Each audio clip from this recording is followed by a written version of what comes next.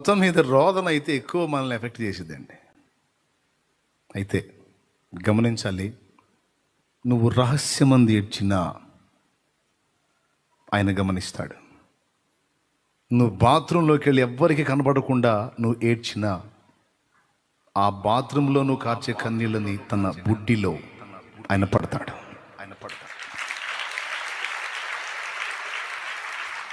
చాలా సీరియస్ నీ కన్నీళ్ళు ఆయనకి. హృదయం కదిలితేనే కళ్ళలో కన్నీళ్ళు వస్తాయి.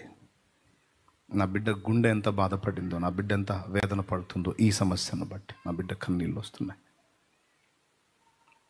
కొంతమంది బయట కనబడరు, కొంతమంది రాత్రి వేళ పండుకొని దుప్పట్లో ఏడ్చుకుంటూ ఉంటారు, కొంతమంది దిండులో ముఖం పెట్టేస్తారు. ఎవరికి కనపడకుండా సాష్టాంగ పడి బెడ్ మీద పడి దిండులో ముఖం పెట్టి ఆ దిండు తడిచిందాక ఏడుస్తూ ఉంటారు.